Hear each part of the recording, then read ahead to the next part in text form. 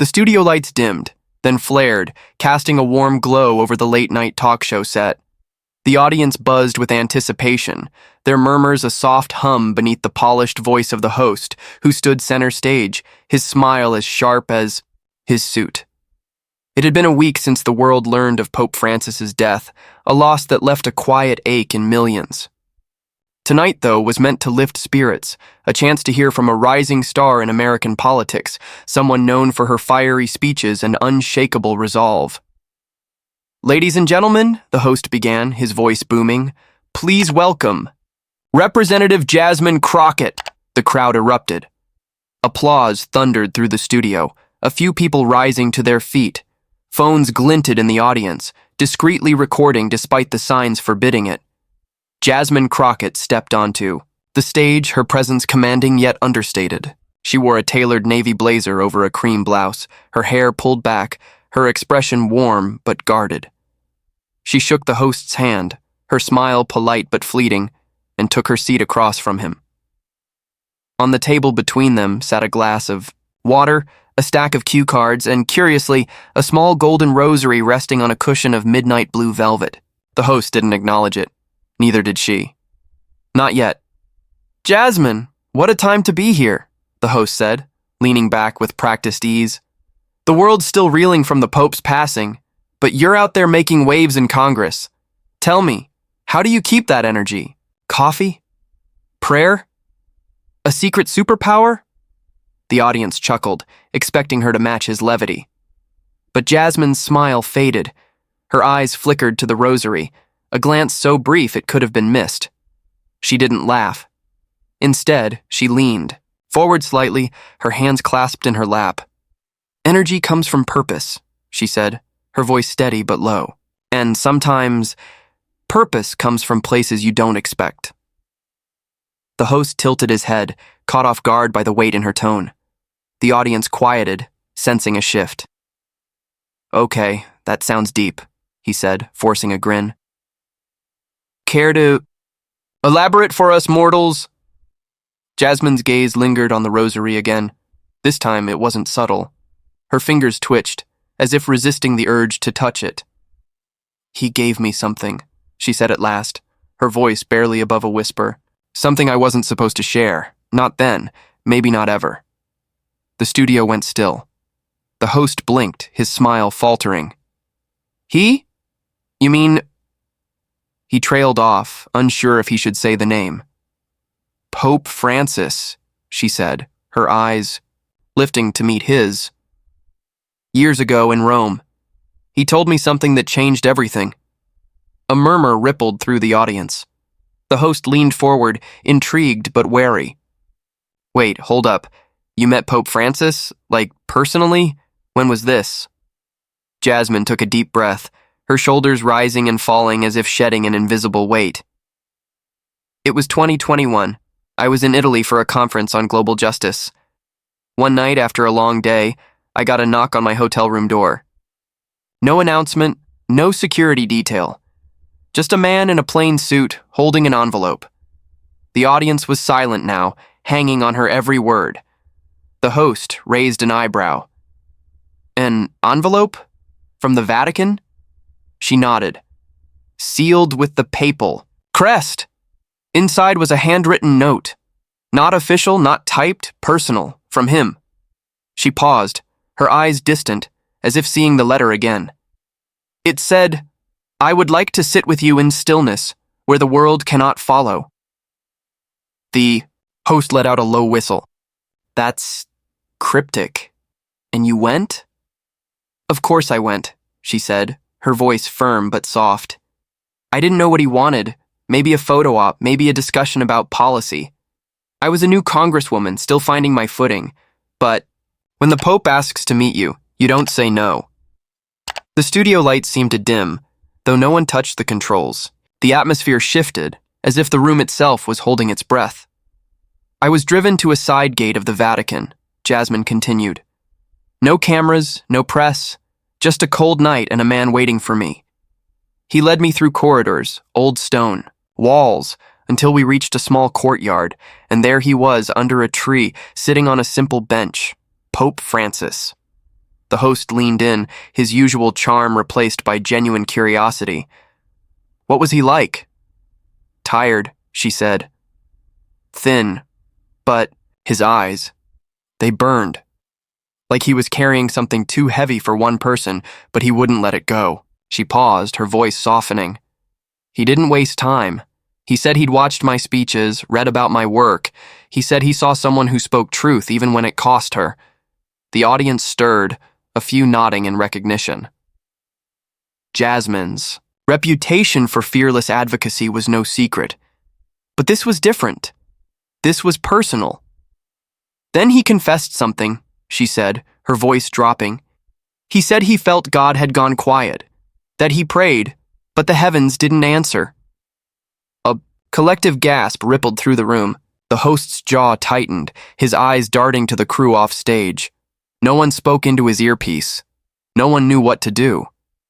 He talked about the weight of leading the church, Jasmine continued. The pain of being a symbol while feeling alone.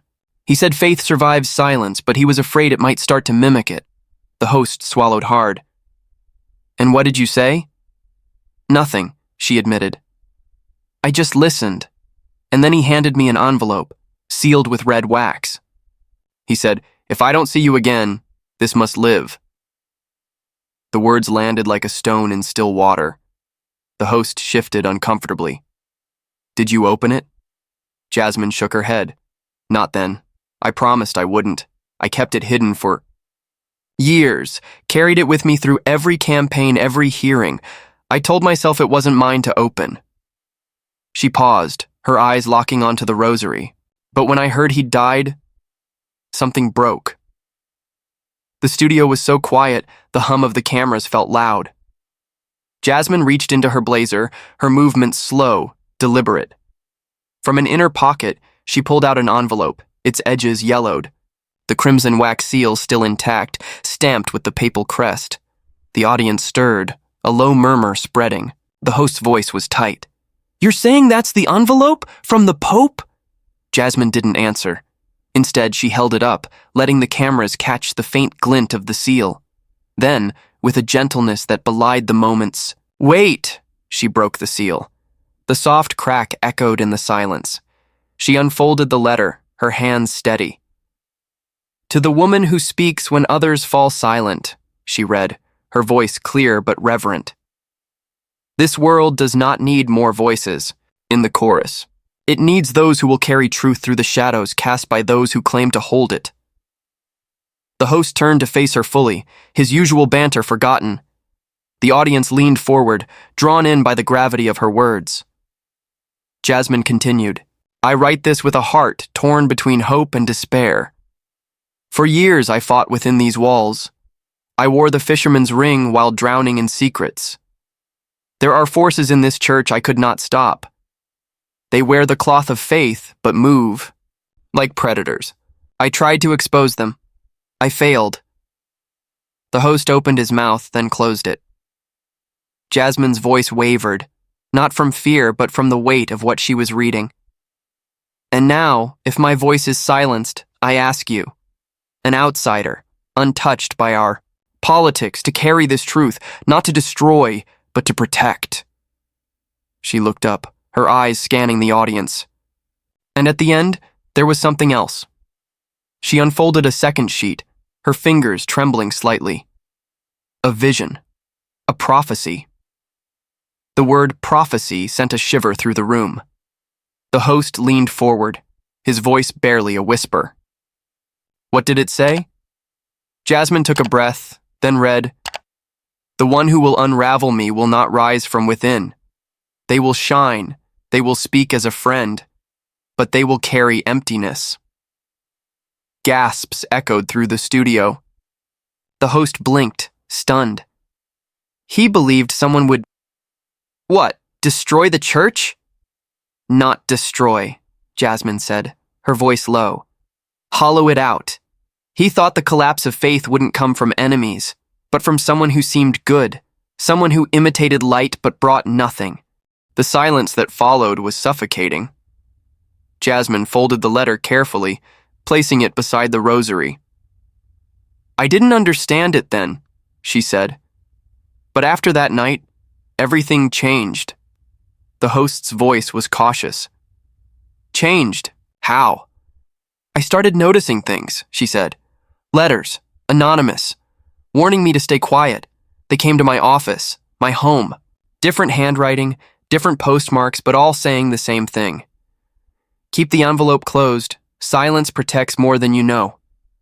The host leaned back, visibly shaken. That's threatening. Jasmine nodded. The first one scared me. I thought it was a prank, but then they kept coming.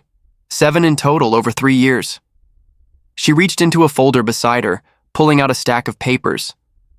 I kept them all. She laid out a few, careful to angle them away from the cameras. This one came after a speech I gave on justice reform. This one arrived the day I met with a whistleblower about corruption. And this one, she held up a faded note. This one came the day I heard he died. The host's voice was barely audible. What does it say? Jasmine read, He is gone. If you speak, you will not be alone, but you will not be safe. The audience murmured, a mix of awe and unease. The host rubbed his hands together, glancing off stage as if hoping for a commercial break. None came.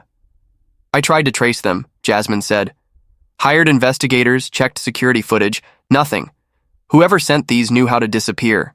She pulled out another sheet, this one covered in handwritten notes and clippings. But then I started finding patterns. She slid a photograph across the table. It showed a young priest, smiling, vibrant. This was Father Emmanuel. He ran a shelter for refugees in Naples. He spoke out against human trafficking tied to church funds. He vanished 2 years ago. Another clipping followed. A headline. In French, investigative reporter found dead in Paris. She was digging into Vatican bank accounts, Jasmine said. They called it an overdose. She didn't use drugs. The host's face paled. Jasmine, this is heavy. Are you saying these are connected? I'm saying I found a name, she said, her voice dropping. Not a person. A phrase. Sign. Nominee. She looked directly into the camera. It means without name.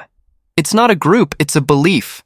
A network of people who don't trust the church anymore but still believe in something greater. The host whispered, and the Pope. He knew about them? He feared them, Jasmine said, but he thought they might be the only way forward, because he knew the church as it is might not survive what's coming. The silence was deafening. Then Jasmine said something that shifted the air. And that's when I realized he didn't choose me by chance. The host stared at her. What do you mean? Her eyes darkened, not with fear but with memory. He saw something in me, something I didn't see until the dream. The host's brow furrowed. Dream? Jasmine nodded, her voice softening. The night I opened the envelope, I had a dream. Or maybe it was more. She looked out at the audience, her gaze steady. I was in a cathedral, massive, empty. Dust covered everything. No light, no sound, just silence. A shiver passed through the room.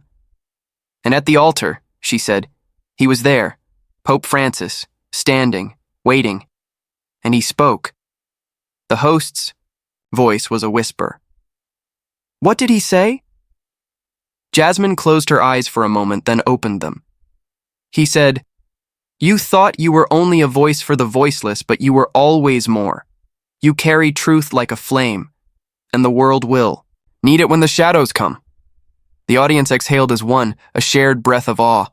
Jasmine's voice grew quieter. I woke up shaking. I haven't been the same since. The host stared at her. Do you think he knew he was going to die? He wasn't afraid of dying, she said. He was afraid of dying unheard, the weight of her words pressed against the room. Jasmine reached into her folder again, her movements slow, deliberate. And that's why tonight, live in front of everyone, I'm going to show you something that was never meant to be seen. The studio fell silent. The host didn't speak. The audience didn't move. Jasmine Crockett wasn't just a guest anymore. She was a messenger, carrying something sacred and dangerous. She pulled out a small photograph, its edges worn but intact. "This was taken that night in the Vatican," she said. "Me and the Pope in the courtyard. I didn't know it existed until it arrived anonymously a year later." She placed it on the table, face down. "But there's something else in it." The host's voice cracked. "What?" Jasmine looked down at the image. A figure, hooded, in the background, barely visible. She flipped the photo over but angled it away from the cameras. "This same figure appears in 4 other images I've received. Always watching, always hidden." The host whispered, "Who is it?" "I don't know," Jasmine said. "But in the dream, he warned me. You'll see the shadow before you. See the light." She laid out 3 more photos, each showing the same faint hooded shape in different settings. "These came with the letters," she said. "Always different places, always distant, always there." The host's hands trembled as he reached for his water glass, then stopped. "Jasmine, Are you okay?" She met his gaze, unflinching. "I'm here, aren't I? But what scares me more is what happens if I stay silent." She stood, her movements calm but final. "Faith isn't dead," she said, addressing the audience directly. "It's waiting. And silence isn't always peace. Sometimes it's the calm before the storm." She walked toward the stage's edge, then paused, turning back. "And if you think this ends here?" A long, heavy pause. "Wait. Because what came after was worse." The studio lights flickered, casting long shadows across the stage. Jasmine Crockett stood at the edge of the platform, her silhouette framed against the deep red curtains. The audience was frozen, their eyes locked on her, waiting for what came next. The host, still seated, gripped the armrests of his chair, his usual charisma buried under the weight of her words. The golden rosary on the table gleamed faintly, a silent witness to the truth unfolding. Jasmine turned back to the audience, her voice steady but laced with urgency. "You think the story ends with a letter, a dream, a warning? But that's where it begins." The host found his voice, though it trembled. "Jasmine, you're saying there's more? After all this?" She nodded, her eyes scanning the crowd, as if searching for someone, or something. "After that night in the Vatican, I didn't just carry the envelope. I carried a question. Why me? Why would he trust someone like me, a politician, not a priest, not a scholar, with something this heavy?" She returned to her seat, her movements deliberate, and picked up the folder again. I didn't have an answer then. But the letters, the photos, the dream, they weren't random. They were pieces of a map. The host leaned forward, his voice cautious. "A map to what?" Jasmine's lips pressed into a thin line. "To something he couldn't finish. Something he hoped I could." She pulled out another document, this one a single sheet of parchment, its edges frayed, covered in tight, handwritten Latin. "This came 6 months after the first letter, slipped into my briefcase during a trip to New York. I didn't even notice it until I got home." She held it up, not reading yet, letting the audience see the faded ink. "It's a list. Names, dates, places. At first I thought it was a mistake, someone's research notes, but then I recognized one of the names." She pointed to a line near the top. "Elena Marquez, a nun who ran an orphanage in Colombia. She'd been in the news for exposing a trafficking ring tied to local clergy. She was found dead in her convent, ruled a heart attack. She was 34, the audience murmured, the sound like distant thunder. The host's face tightened. "You're saying she was targeted?" Jasmine didn't answer directly. Instead, she continued. "There were other names. A bishop in Nigeria who questioned church investments. A librarian in Rome who digitized old Vatican records. All gone. Accidents, illnesses, disappearances. But they had one thing in common." She looked directly into the camera, her voice low. "They were part of Sine Nomine." The phrase hung in the air, heavy and dangerous. The host shifted uncomfortably. "This network you mentioned, you think they were trying to protect the church?" Or destroy it? Neither, Jasmine said. They were trying to save what it could be. But something, didn't want that to happen. She set the parchment down and pulled out a small, worn notebook from the folder. Its cover was black, unadorned, but the pages inside were filled with her own handwriting, notes, sketches, fragments of thoughts. After the dream, I started writing. Every night, sometimes without knowing why. It was like the words weren't mine. She opened the notebook to a page marked with a red ribbon. This is what I wrote the night I got the list. She read, her voice soft but clear. The shadow moves before the light. It wears a face you trust. It speaks words you want to hear. But it carries nothing. The host's eyes widened. That sounds like the prophecy from the Pope's letter.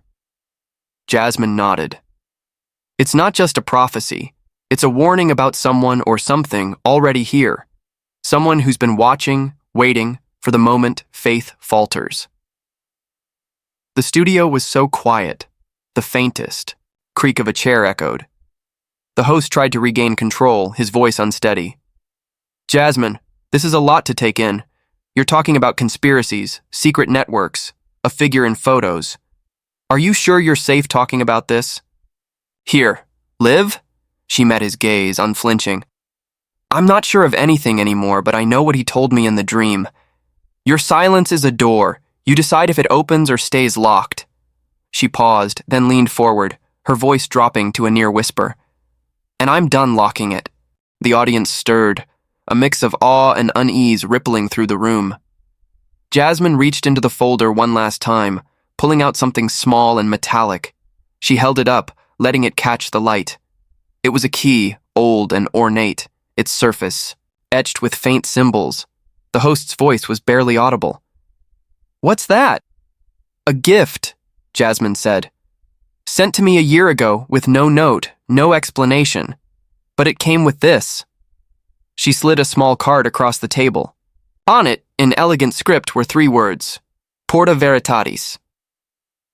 The door of truth, she translated. I didn't know what it meant until I started researching. The phrase appears in old Vatican texts, tied to a hidden archive, a place where the church kept records too dangerous to share. The host's hands trembled as he reached for his water glass, then stopped. You're saying this key opens that archive? I don't know, Jasmine admitted. But I think he wanted me to find it, and I think someone else wants to make sure I never do. She placed the key beside the rosary, the 2 objects glinting under the studio lights. After I got the key, the letters stopped. For a while, I thought it was over. But then 3 weeks ago, I got this. She pulled out a final photograph, larger than the others, its surface glossy and new.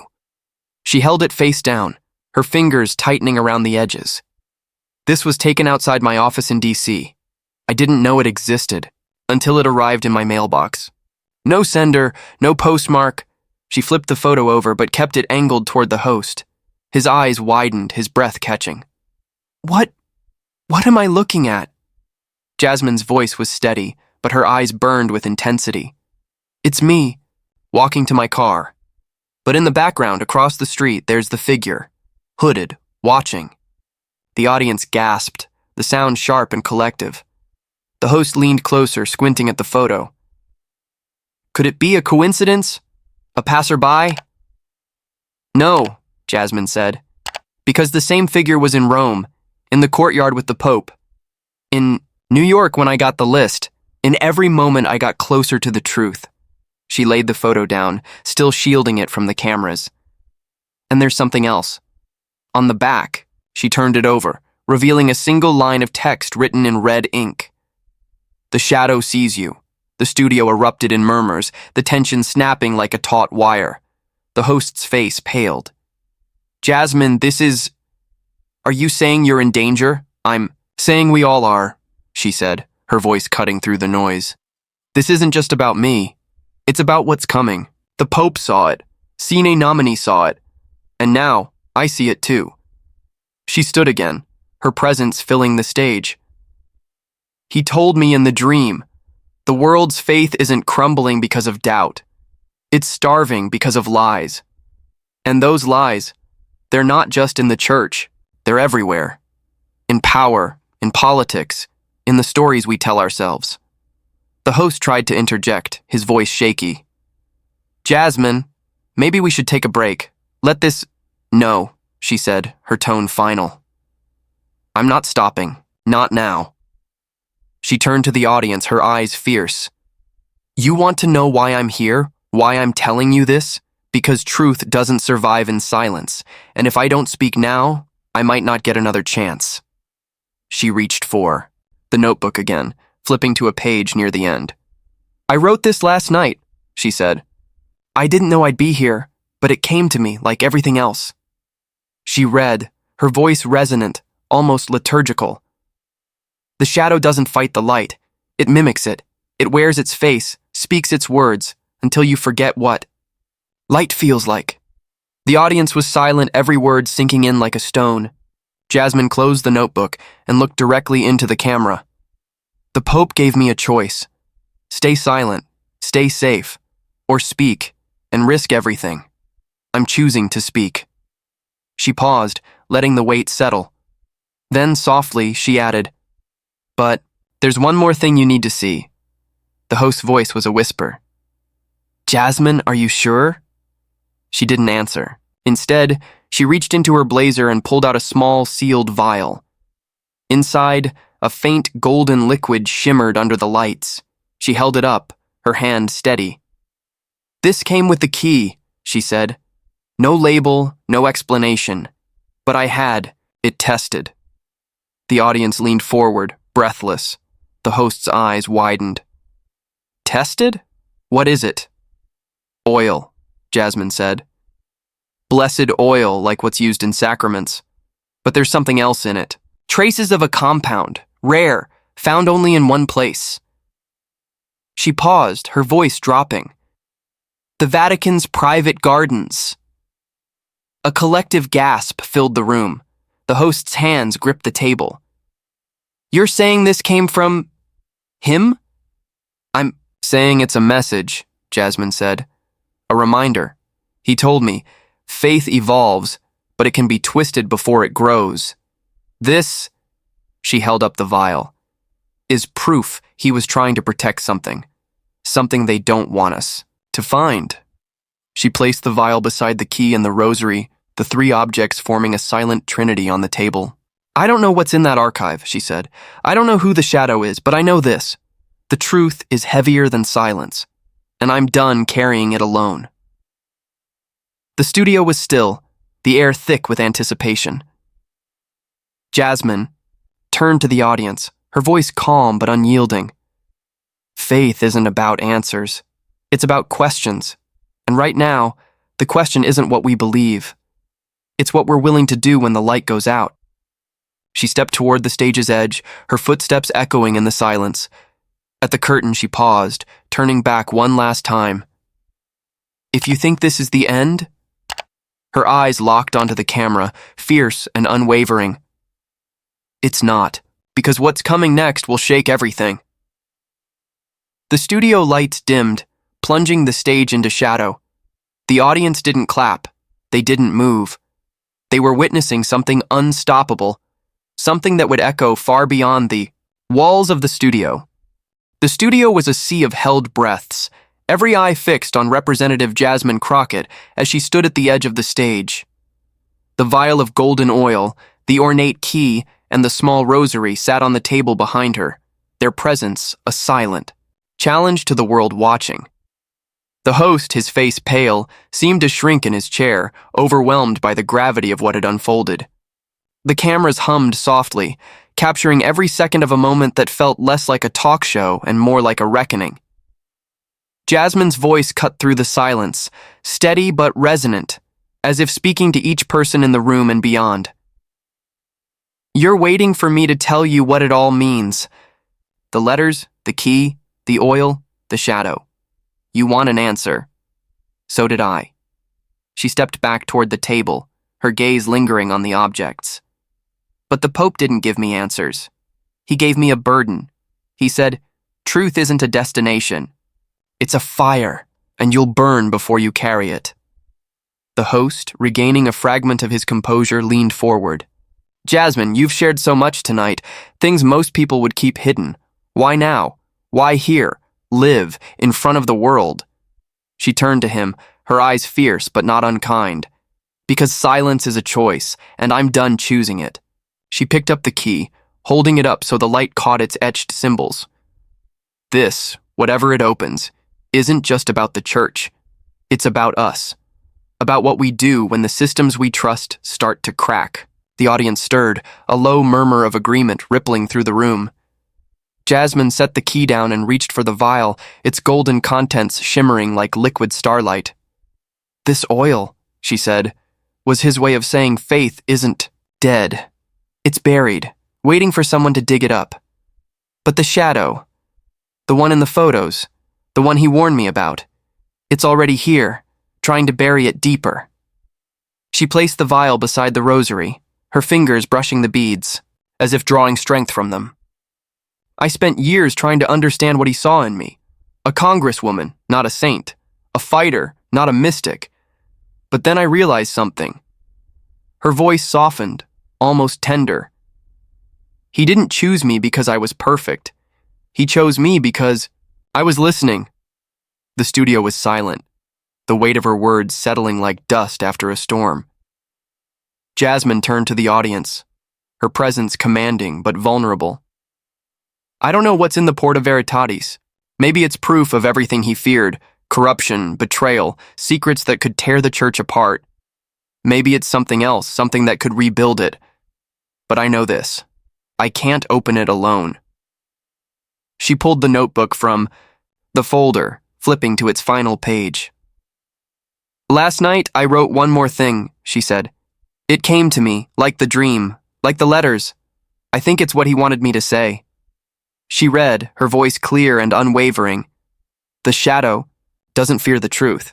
It fears the moment you stop hiding from it. So stop, stand, speak, because the light isn't coming to save you. You are the light. A collective exhale filled the room, not from fear, but from awe. The host's voice was barely a whisper. Jasmine, what happens next? For you? For all of this? She closed the notebook, her movements slow, deliberate. I'm going to find the door that key opens. I'm going to face the shadow, whoever or whatever it is. And I'm going to do it not because I'm fearless, but because I'm tired of being afraid. She looked directly into the camera, her eyes burning with resolve. But I'm not the only one carrying this. You are too. Every one of you watching, listening, wondering. The Pope didn't just entrust this to me. He entrusted it to anyone who still believes truth is worth fighting for. The studio lights flickered again, casting her face in a soft glow. She stepped toward the table one last time, picking up the rosary and slipping it into her pocket. He told me in the dream, your silence is a door. Well, I've opened it, and I'm walking through. She turned toward the stage's edge, her footsteps echoing in the stillness. The audience didn't clap. They didn't cheer. They watched, as if witnessing the birth of something unstoppable. At the curtain, she paused, her silhouette sharp against the dimming lights. And if you think this is the end, her voice was low, almost a warning. It's not. The shadow's still out there, and it's watching. The stage plunged into darkness, the cameras cut to black. For a moment, the world seemed to hold its breath. But in the silence, something stirred. A spark, a whisper, a truth that refused to stay buried.